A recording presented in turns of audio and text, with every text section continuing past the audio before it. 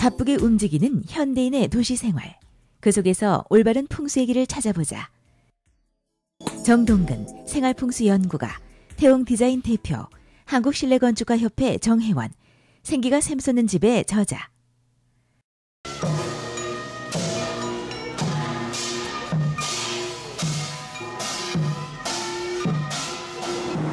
이곳은 광화문입니다. 지금 여기 와서 보니까요, 담벼락이 굉장히 높게 보이는데요. 이것은 풍수적으로 어떤 의미가 있나요? 원형 그대로 복원을 해서 좀 높게 복원이 된 것 같습니다. 광화문의 크기에 어울리는데요. 그런데 이제 가까이서 보면은 이렇게 높은 담벼락은 건의도 있고 또 웅장하고 호방한 어떤 기계도 느껴집니다. 힘이 있어 보이잖아요. 그런데 이렇게 높은 담벼락은 외부하고 내부를 조금 단절시킨다는 의미도 있습니다. 그러니까 힘은 있어 보이지만은 이렇게 서로를 이렇게 단절시킨다는 의미도 있어 보입니다. 어떤 내용인가요? 주변에 보면은 광화문과 또 청와대 경복궁도 있잖아요. 그러니까 풍수적으로 이렇게 이제 유추를 하고 해석을 하면은요, 저 안쪽으로 대통령이 있는 그 청와대가 있잖아요. 그러니까 이런 경우에는 사람들이 여기를 보면 저 안쪽에 청와대가 있으니까 일반 국민들의 마음과 청와대가 어떤 높은 벽으로 인해서 좀 단절된다는 느낌도 원년 중에 느낄 수가 있습니다. 그러니까 원년 그대로의 복원은 좋은데 이런 의미들은 썩 좋지는 않습니다. 예. 이 광화문 담벼락이 굉장히 높고요, 단절되고 좀 답답한 느낌도 드는 것 같긴 합니다. 예. 그렇죠. 이제 저 멀리 북쪽으로부터 백두대간을 따라서 이렇게 용의 기운이 용맥이라고 하는데, 이렇게 땅속으로 산맥을 따라서 이렇게 남쪽으로 이동을 합니다. 그 힘이 정점으로 모여서 기운을 분출하는 곳이 바로 저기 북악의 끝자락입니다.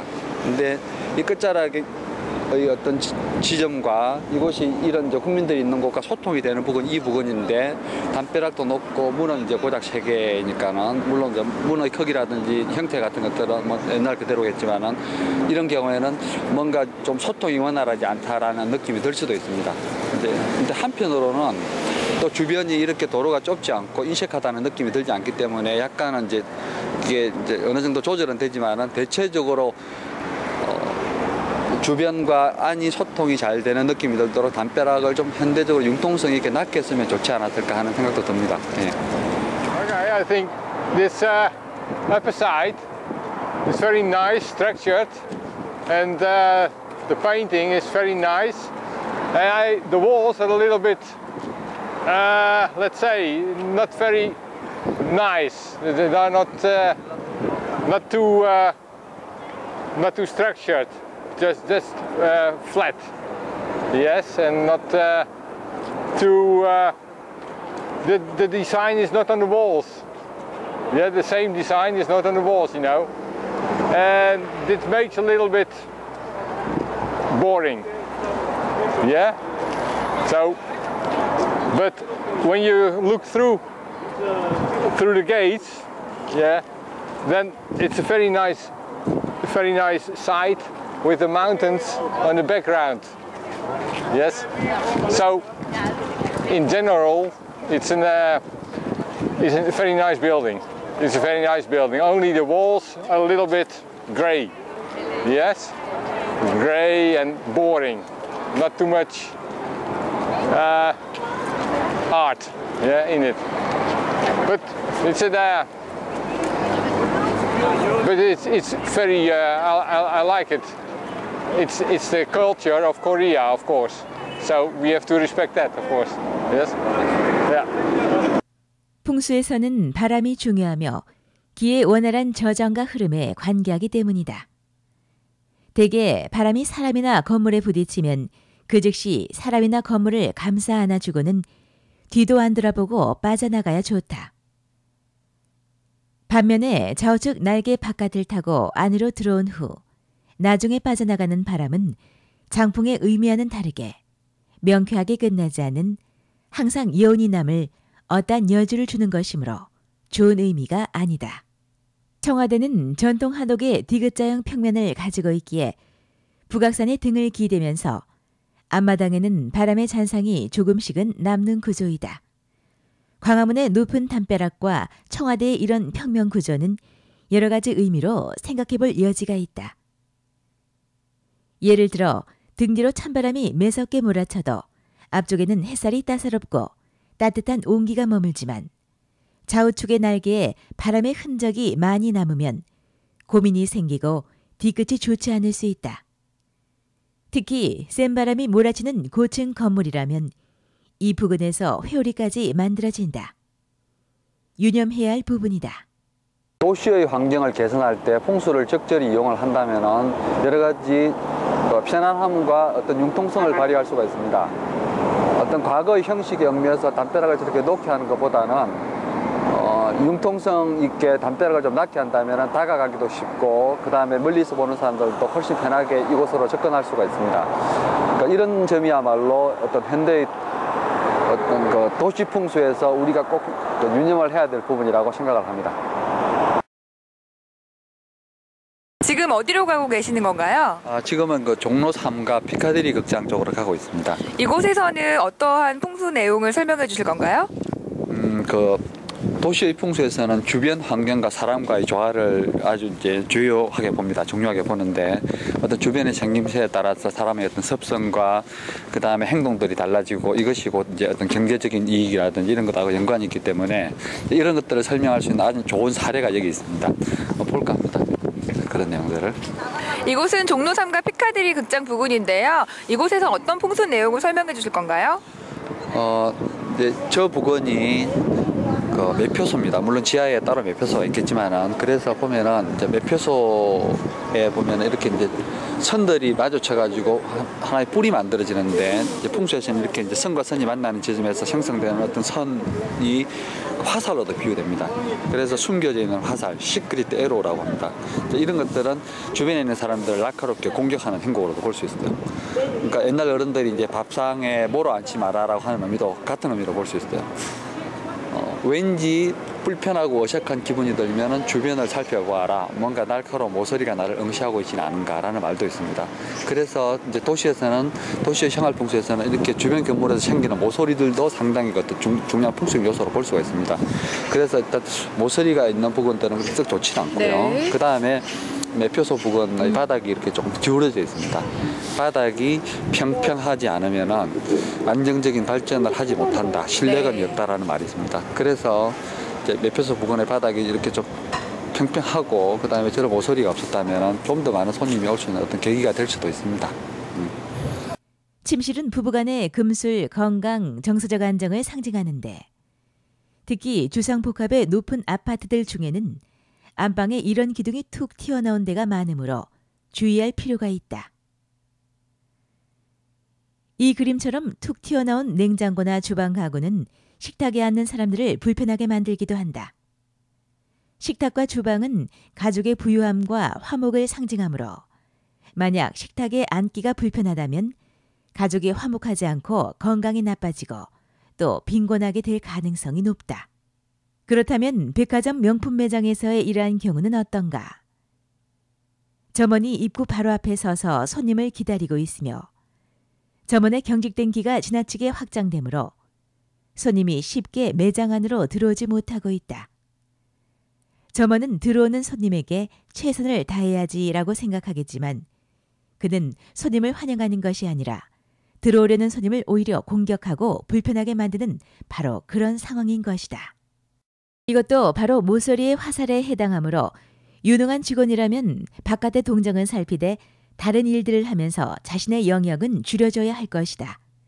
자, 여기가 극장 입구 같은데요. 지금 선생님 보시기에 어떠신 것 같나요? 풍수에서 말하는 기는 여러 가지 의미를 내포하고 있습니다. 네. 손님도 기가 될 수 있고 건강한 기운도 마찬가지로 기가 될 수 있고 그다음 돈도 기가 될 수 있습니다. 그렇다면은 이제 주변에 있는 손님들이 이 매표소나 입구를 통해서 부드럽게 들어가야 되는데 보이는 것처럼 조금 깊습니다. 깊고 어둡고 지하로 되어 있습니다. 그러니까 기는 상식적으로 어둡고 긴 통로를 통해서는 잘 들어가지 않습니다. 그래서 손님들이 뭔가 지루하고 답답하고 어색하다는 느낌이 들면 좋은 기운이 안 들어가니까 어려울 수가 있죠. 그래서 여기 같은 경우에는 이 어둡고 긴 어떤 그 계단을 뭔가 활기차고 기분 좋게 만들어야 됩니다. 그렇다면 계단을 지루하지 않고 밝고 재미있게 만들면 어떨까요? 맞습니다. 이제 어둡고 길어서 그 다음에 계단의 이게 그 각도가 조금 가파르잖아요. 이런 것들 때문에 사람들이 접근하는데 조금 불편함을 느낀다면은 벽에다가 포스터도 붙이고 뭔가 특별한 소재들을 써서 화려하고 재밌게 하고 여러 가지 요소들을 그야말로 사람이 다가가기 좋게 하면은 좋은 기운들이 들어온다고 볼 수가 있습니다. 네. 처음부터 풍수적인 요소를 잘 챙겼더라면 더 좋지 않았을까라는 아쉬움이 듭니다. 그렇습니다. 이제 건축의 일반적인 어떤 그 기능적인 편리성과 외관의 아름다움 외에 풍수적인 요소를 잘 챙겼더라면 조금 더 좋은 어떤 그 피카디리 극장이 될 수 있었는데, 이제 예를 들어서 전면의 넓이보다도 길이보다도 안쪽이 더 깊습니다. 풍수에서는 이런 형태를 전착 호간이라고 합니다. 그런데 이제 이런 형태는 그 상업적인 것으로는 적합하지 않을 수도 있습니다. 그런데 안쪽이 길어서 안정감이 있기 때문에 이런 것들은 곧 신뢰감하고도 연관이 됩니다. 그래서 좀 귀하고 가치 있는 것들 숨어 있어도 된다. 그래서 이제 보석방으로 한다면 더 좋을 수도 있습니다. 그런데 이제 여기서 보면은 입구가 그렇게 드러나지 않기 때문에요. 우선 화려한 것들을 통해서 사람들을 끌어당겨야 됩니다. 그래서 이 보석방들이 이쪽으로 좀 있었고, 그다음에 좀 뿔이 없어지고 영화 포스터는 그 위에 달려 있었다면은 이렇게 큰 금액이 들어가는 대규모의 어떤 프로젝트 빌딩에 조금 더 좋은 일들이 생기지 않았을까라는 생각도 듭니다. 그래서 앞으로는 이제 도시를 개발을 할 때 풍수적 요소들을 잘 활용을 한다면은 그야말로 돈도 잘 벌고 사람도 편안한 빌딩을 만들 수 있지 않을까라는 생각도 듭니다. 요즘 한옥이 붐인데요. 이것은 풍수와 어떤 관련이 있나요? 여기는 그 한옥마을인데요.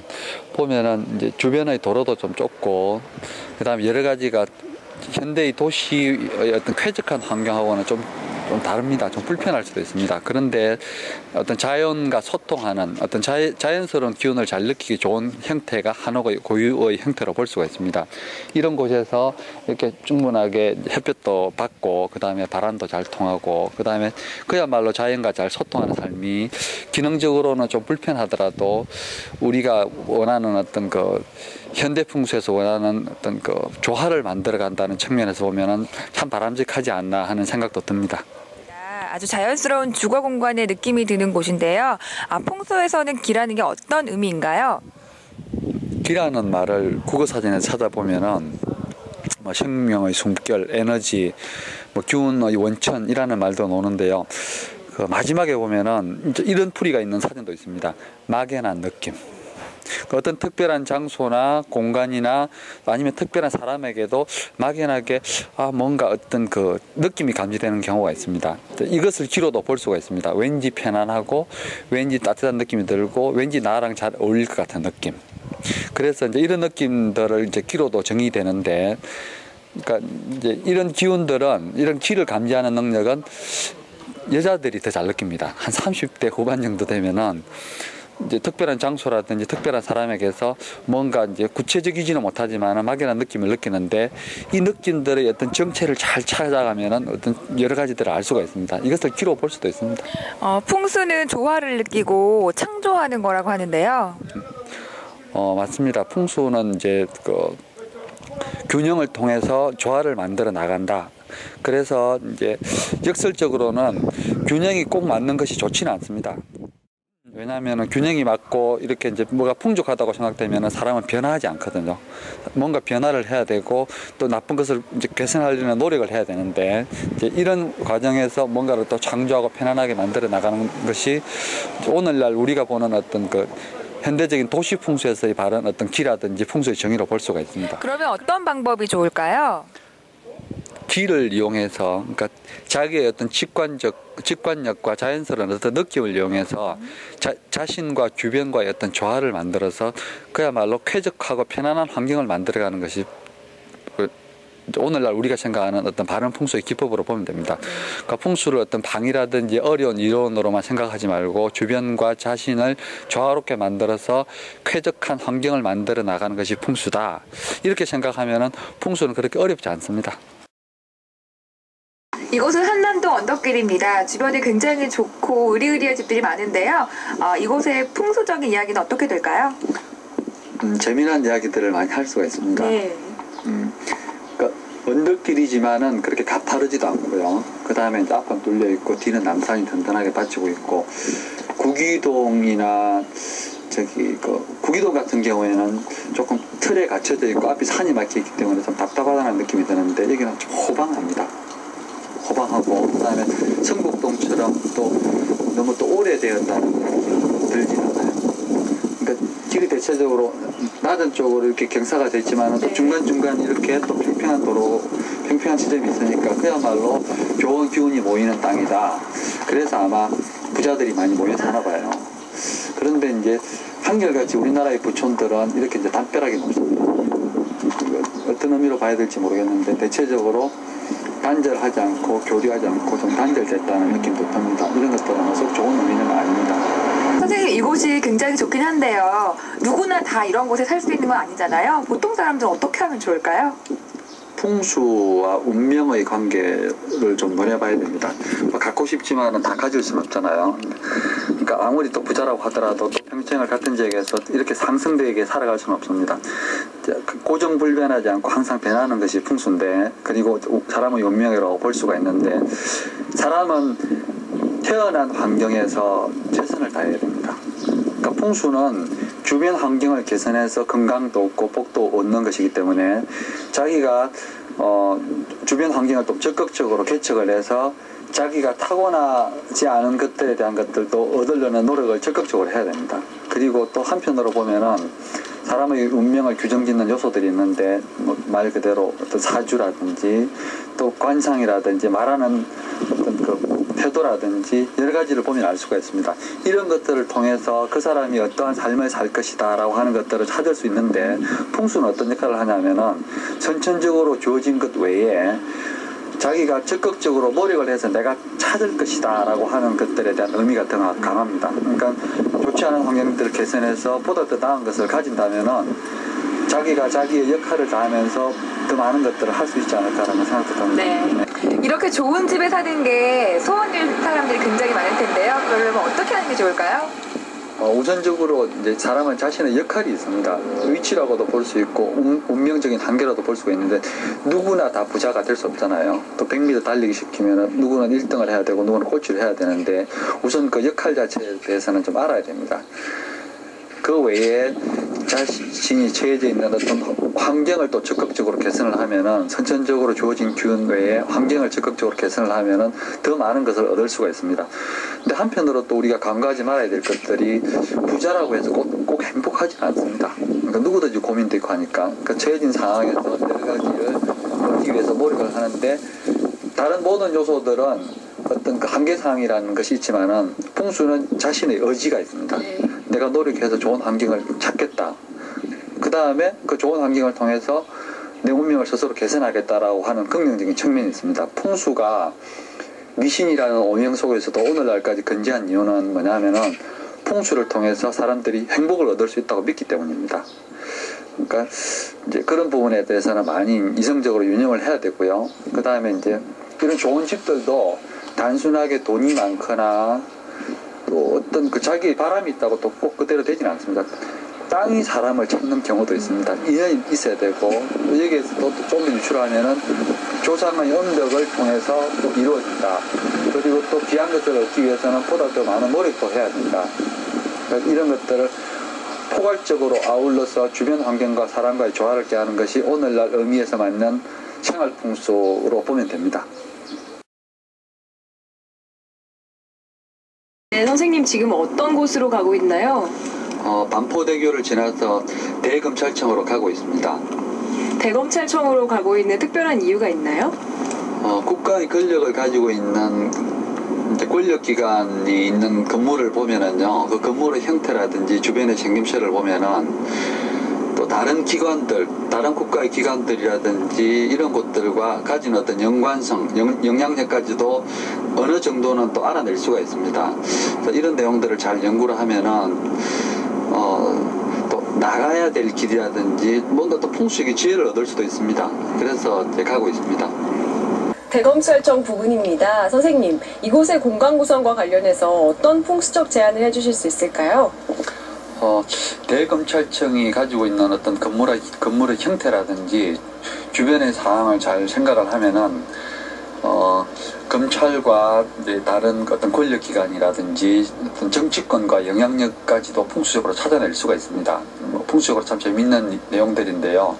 이제 제가 봤을 때는 검찰청, 그러니까 대검찰청 청사 내의 어떤 특별한 지점에다가 연못을 이렇게 잘 만들면은 어떤 어려운 점이라든지 앞으로 또 개선해야 될 부분들에 대한 조절이 좀 더 쉽지 않을까 하는 생각도 듭니다. 예.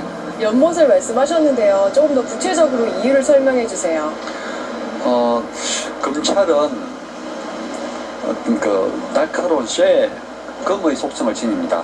강직하고 그 다음에 분별력이 있고 또 불의에 강력하게 한가하는 힘을 가지고 있습니다. 그런데 쇠의 힘이 아무리 강하다고 한들 하늘 위에서 쏟아지는 어떤 태양의 어떤 힘, 그러니까는 불의 힘 앞에서는 녹거나 또 물러질 수밖에 없습니다. 이제 풍수에서는 어떤 이런 그 불의 기운을 또 정치권의 힘으로 볼 수가 있습니다.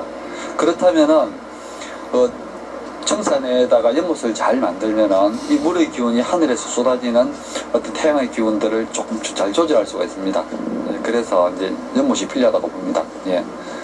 그렇다면 어떠한 형태의 연못이 좋을까요?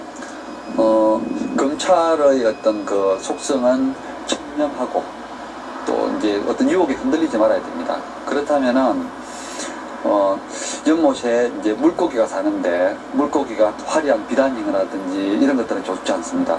이제 뭐 좀 청빈하고 강직한 느낌이 들리면 미물고기가 좋고요. 그리고 이제 그 연못에는 물이 이제 항상 깨끗한 물이 들어가고 더러운 물들은 잘 빠져나가야 됩니다. 이제 인풋과 아웃풋의 밸런스가 좋아야 되고요.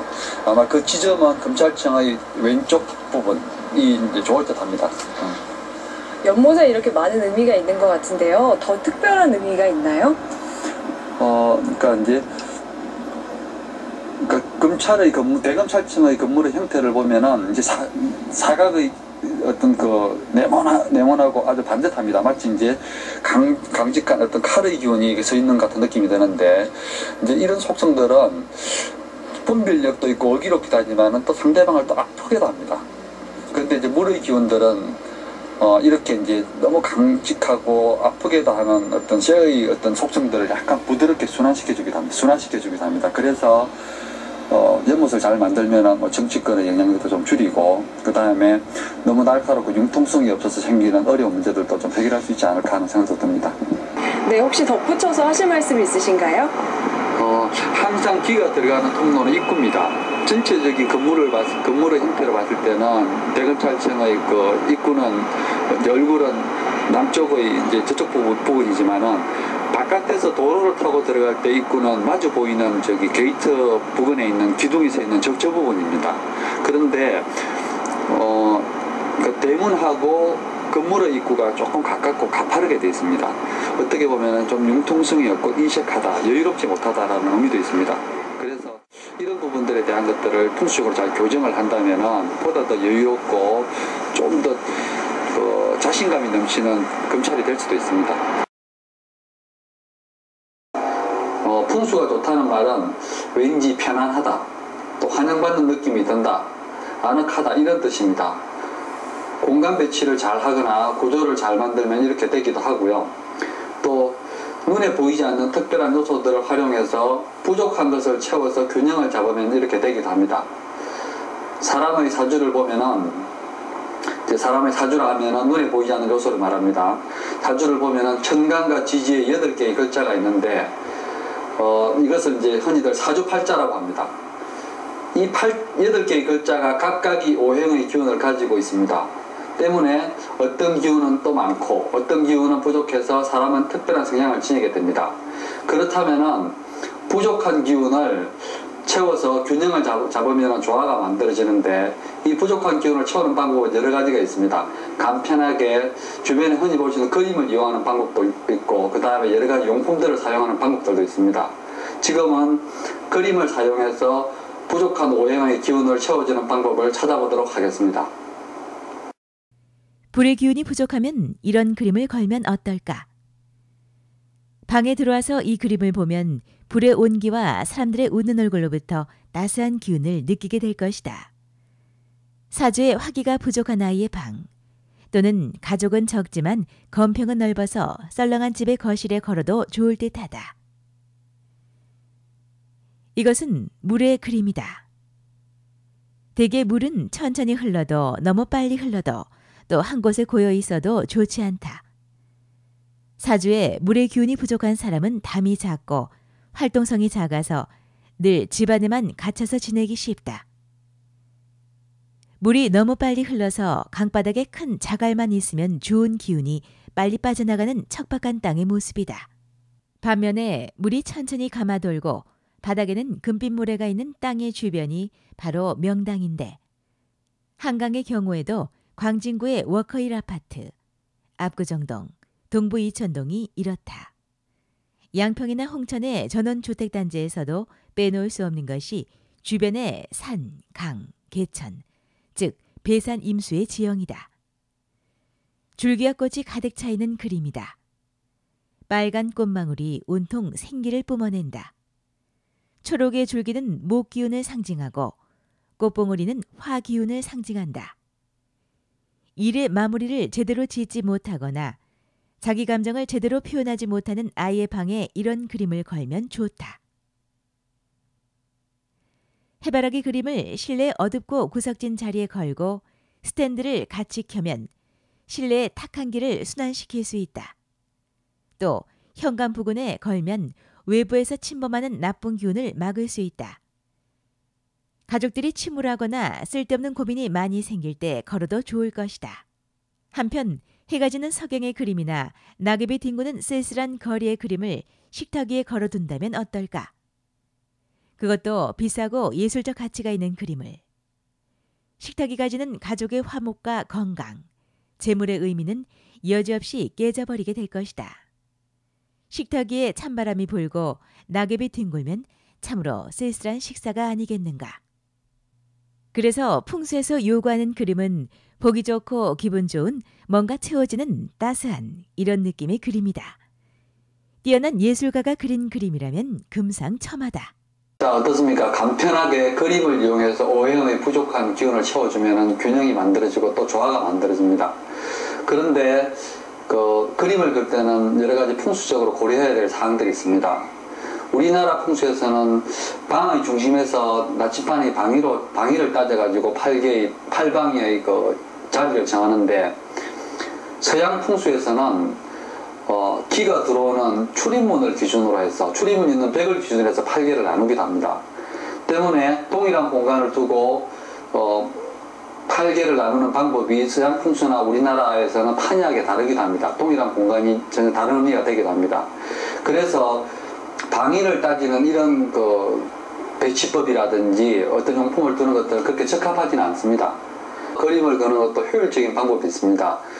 우리나라 풍수에서는 방의 중심에서 나침판으로 방위를 따져서 동쪽은 나무의 자리니까 나무를 자르는 쇠의 기운을 가진 금속 액자나 또 도끼 그림이나 톱 그림을 걸지 말라 하는 이런 말들도 있습니다.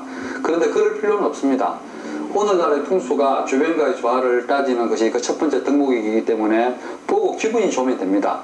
예를 들어서 그림을 걸더라도 그 방에서 제일 넓고 편안한 벽에다 반드시 적당한 크기로 또 적당한 높이로 걸면 됩니다. 오히려 햇볕이 안 드는 북쪽에다가 어항을 두거나 또 물기가 많은 또 화장실 앞에 강이나 개천 그림을 그는 것은 피해야 됩니다.